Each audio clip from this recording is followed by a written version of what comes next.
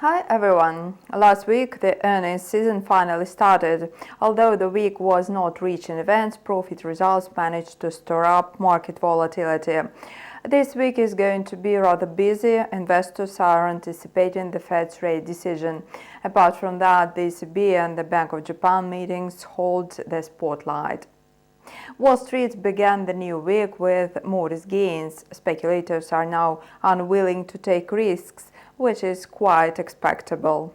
Last week, the Dow Jones extended its winning streak, growing for the 11th consecutive session. It also showed the best performance among the benchmark stock indices.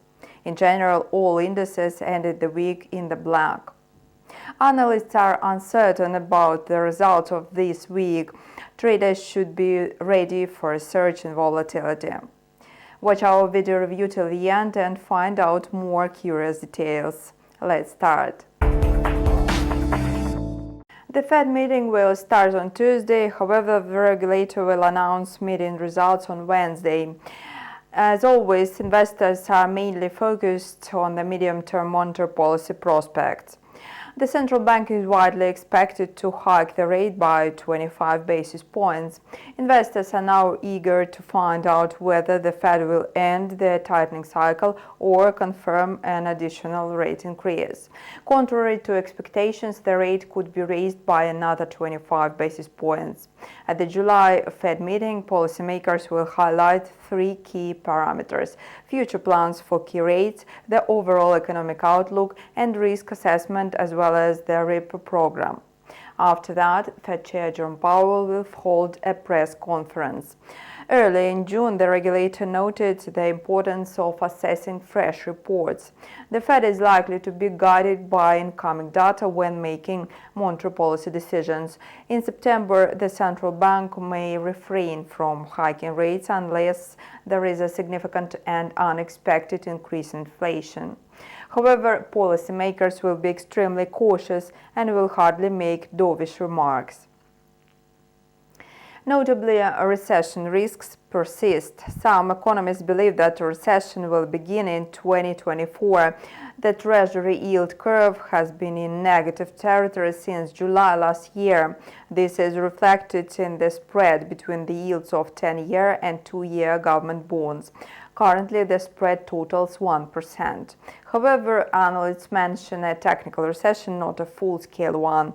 A technical recession may be a temporary phenomenon that requires careful monitoring and analysis to take appropriate measures timely. In general, analytical agencies rule out high risks of a recession. Goldman Sachs cut its recession odds to 20% from 25%.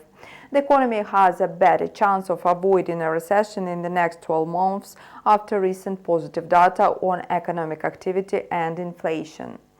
However, some economic reports are rather mixed and cast doubts on bright forecasts. On Monday, preliminary PMI data unveiled a sharper than expected slowdown in the U.S. services sector.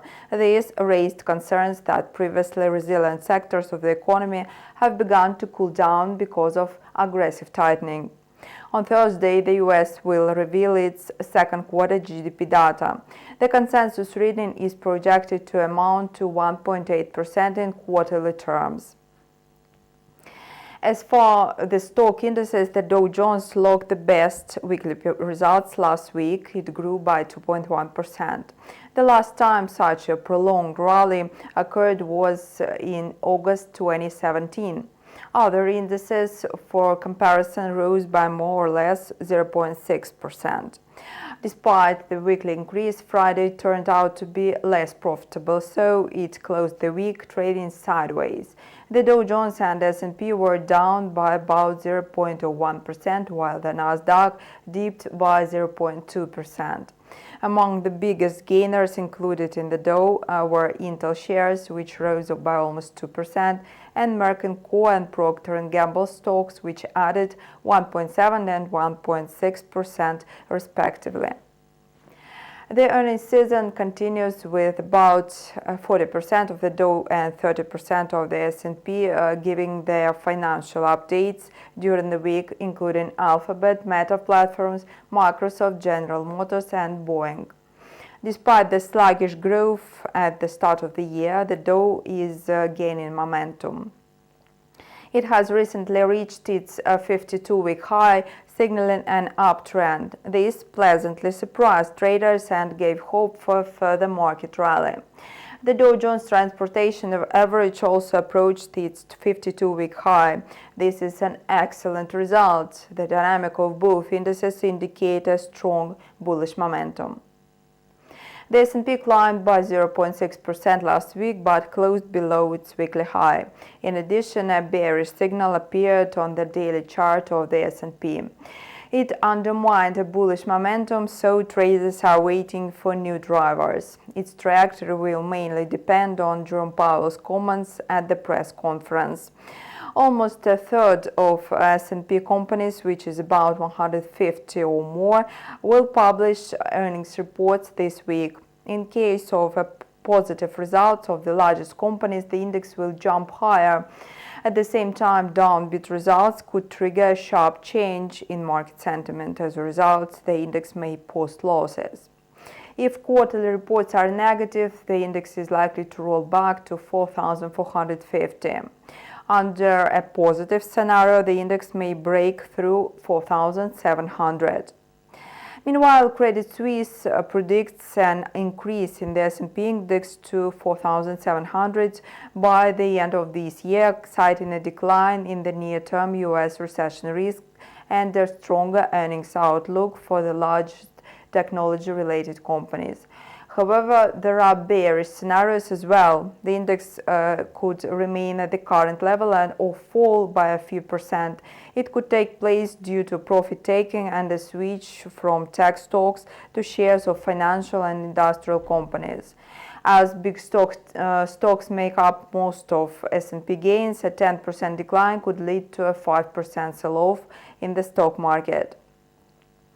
The NASDAQ, which held a steady rally not long ago, is in red territory. It ended last week with small losses, falling by 0.5%. The S&P and NASDAQ indices were under pressure due to a drop in Tesla and Netflix shares, which published their quarterly results last week. Tesla shares decreased by 9.7%, logging the steepest one-day decline since April 20th. This came after the electric car maker reported a decrease in gross profit in the second quarter to a 4-year low, and CEO Elon Musk hinted at even more price cuts. Netflix also incurred significant losses. The company's shares plunged by 8.4%. This was the largest one-day percentage decrease since December 15th. The reason was that the company's quarterly revenue did not meet forecasts. Stocks of other tech companies also faced bearish pressure after business software maker SAP slashed its annual forecast for cloud computing revenue. SAP shares tumbled by 6.3%. All these events adversely affected market sentiment, especially in the tech sector. It could also have a huge impact on the overall dynamic of the S&P and the NASDAQ indices in the near future. That is all for now. Follow the updates on our channel and leave your comments down below. See you!